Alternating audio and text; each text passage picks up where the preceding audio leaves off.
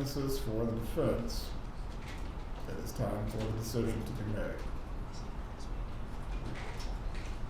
I could tell the court that co-counsel and my client are deep in conversation concerning this. I am capable of seeing that, Mr. Zellman. No narration is needed.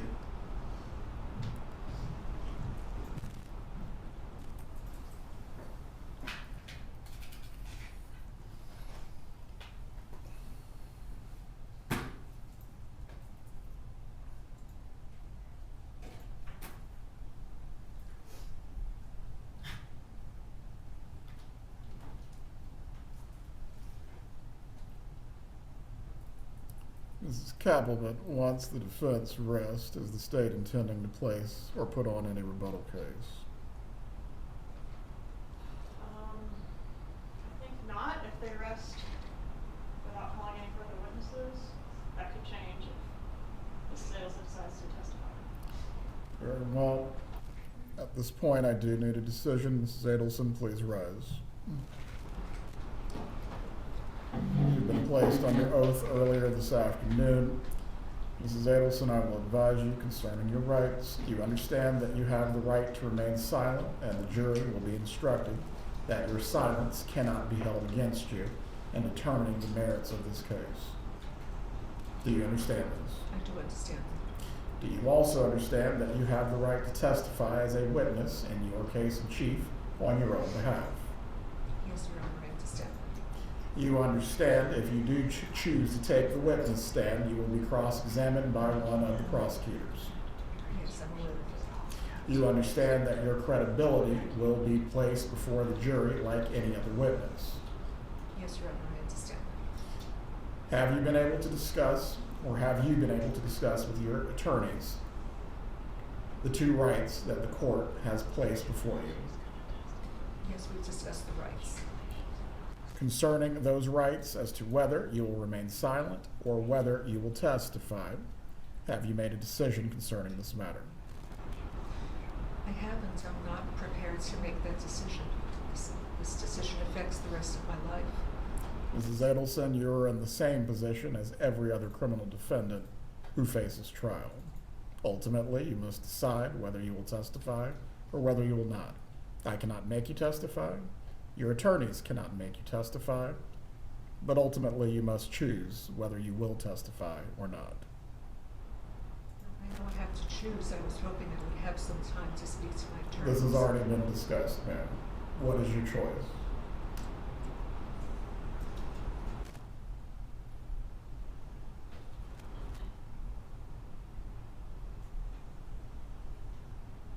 Judge, since I was handling the prior witnesses while Ms. Fulford was speaking with Ms. Adelson, can I have a few minutes, please?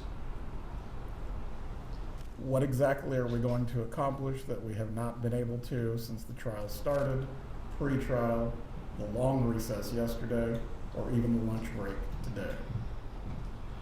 That's what I'm trying to determine, Your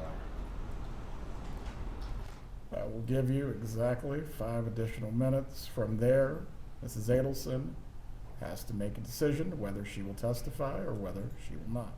Thank you, Your Honor. If anyone in the gallery needs to use the restroom or stretch your legs, this is your opportunity at this point.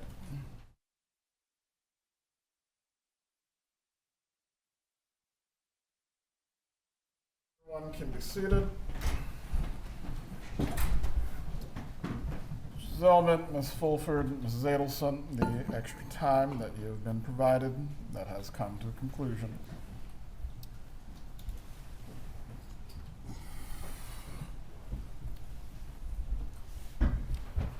We are not finished with the colloquy quite yet.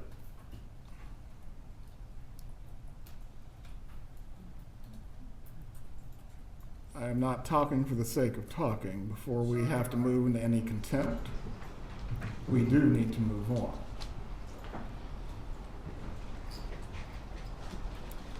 Mrs. Adelson, the question remains, as it relates to your right to remain silent and your right to testify. What is your decision concerning these two rights?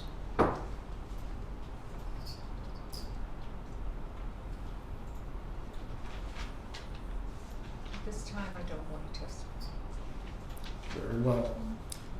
As I've previously stated, the jurors will be instructed that your silence cannot be held against you in any way. We will bring the jurors back out. The defense will rest its case on the record. Ms. Kappelman, you indicated the state will not have rebuttal. Did say that, Judge. May I have a moment to confer with co-counsel? Go ahead. There is one matter, Judge, that I thought we might be able to reach an agreement on, and we have. I will need to prepare a written stipulation for Your Honor to read to the jurors. Or we can decide the language now if you find that more acceptable. It's a one-liner. The parties have stipulated or agreed that Patricia Bird was never listed on the defense witness lists. As to that, prepare the stipulation in writing. It needs to be signed by counsel for all parties and the defendant. From there, the stipulation will be read prior to the court going into further instructions. The preliminary copy of the jury instructions was sent to everyone this afternoon. Did everyone receive it? We received it, Your Honor. We have not yet had a chance to look through it. All right. We'll bring the jurors back into the room. The defense will rest. We will send them home for the evening. We'll give you a few minutes to look through the instructions. We'll go through the charge conference. And then tomorrow, we will move into instructions and closings. Your Honor, can counsel and I have a moment to confer concerning whether or not we are going to rest at this point? Do you have another witness to call? That's what we need to discuss, Your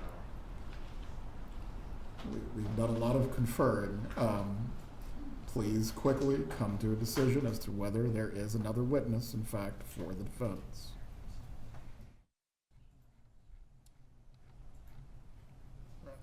Mr. Zellman, concerning the items, we do need to move on so a ruling can be made. Your Honor, yesterday, the state, or I'm sorry, not yesterday, but earlier in the case, the state introduced excerpts of the 2014 calendar that belonged to my client, as well as the 2023 calendar for my client. Under the rule of completeness, we are asking that the court admit the complete 2014 calendar, as well as the 2023 calendar that is, I believe it's States 51. No.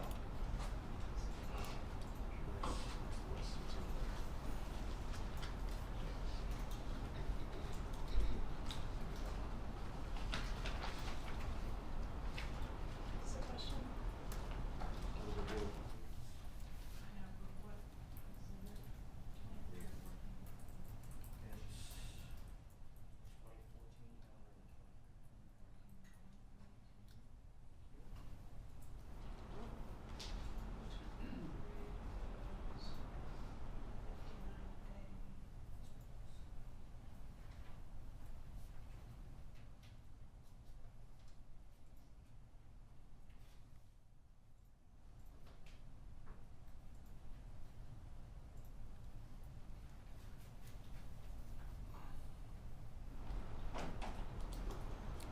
Kappelman, concerning these items, what is the state's argument?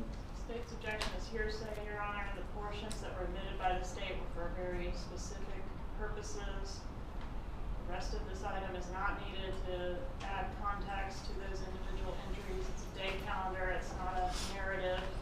I don't think there's any argument for completeness. There's tons of self-serving hearsay in those documents, and the state objects.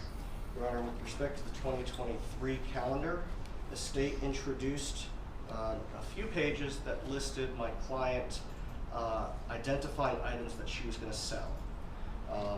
Based on the questions that were asked, the implication from that is that my client was selling these in anticipation of fleeing the country. Contrary to that, there are a ton of pages going back to January 9th of 2023 where my client lists those very same items to get prices to sell. So it is misleading to just put in those couple of pages that the state put in on the 2023 calendar for purposes. Who was going to lay the foundation concerning the items that you wish to admit? Foundation's already been laid by the state, Your Honor. It was seized I by. believe as the inculpatory matters, yes. As to whether or not she was planning to sell something in January of 2023, what witness testified concerning that?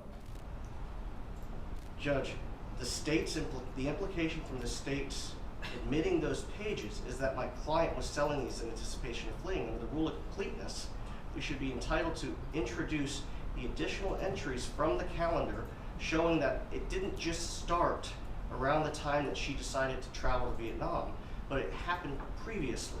Not for the truth of the matter asserted, not that she was. Hold on, these are not recordings. A book with several entries is somewhat different from a recording. As it relates to recordings, the rule of completeness, I believe, serves a different purpose in the manner that you're describing. As to each page of this planner, all of the information is not inculpatory.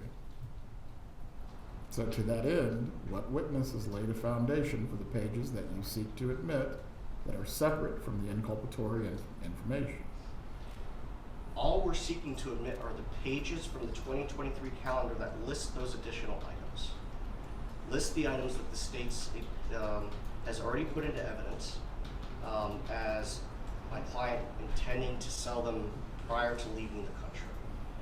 I've printed out the specific pages and I prepared a copy with highlights to be able to present to the jury during closing. But it's not the entire, we don't have the entire 2023 calendar. It's been marked for identification and it's in the clerk's possession. So these are just the pages with those entries. As to that, I will reserve whether the rule of completeness will drag across the pages that you're seeking to admit. I'll do some additional research, but again, every item that appears in the calendars does not have a relevant or probative hook to this matter. If there is not a witness that will testify or lay a foundation concerning this, I'll reserve for now. Depending on the court's ruling, you may argue it in closing. It's the same argument as the 2014 calendar. Just a moment. Excuse me, Your Honor. The argument for the 2014 calendar would be the same under the rule of completeness. Obviously, there are things in here, and I sent this to Ms. Kaplan earlier, that include personal information that would have to be redacted. Prior counsel provided a scanned copy of this to the state. If they could send that to me, I could identify the items that I think should be redacted. The specific purpose of offering the 2014 materials has to do with planning the 70th birthday party of our client's husband, and the specific entries that she made identifying the tasks that she was going to carry out for that. Again, is there any witness who will testify to these matters, or you're just offering them as rule of completeness? Rule of completeness, Your Honor. Ms. Kappelman, any additional argument that you might already made? The only entry from the 14 planner that was admitted, has been admitted so far in this trial, is the page that shows The license plate the number. license plate number, sir. And so I don't see how birthday party planning adds to the completeness of possessing the license plate number, so I would object. In addition, I think this exhibit is in a little bit different posture because the 2014 planner in its entirety has not been identified at all. Only that page was identified. The 23 planner was identified as by a witness as they're being seized from the residence. I'll reserve ruling as the 2014 planner as well. Beyond that, if the court does permit these items to be admitted, the defense will be able to admit them prior to any instructions and closings, and you'll be able to argue them if they are admitted. Yes, Your Honor, and for the record, what I've done is I've marked the 2013 excerpts as defense, the 2023, sorry, as defense 51, and the 2014 as 76. Please leave them with the clerk. Judge, if Your Honor does rule that those items are admissible, the state would request complete redactions of all the items that are not related to the specific purposes the defense articulated. Certainly no objection to that, Your Honor. Please bring in the jurors. And Judge, the state has made I want to check the redactions on this video.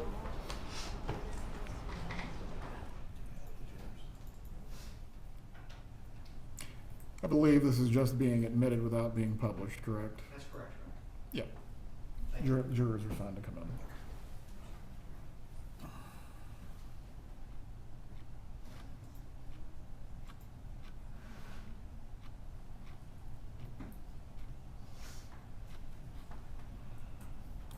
All right, you're entering the courtroom.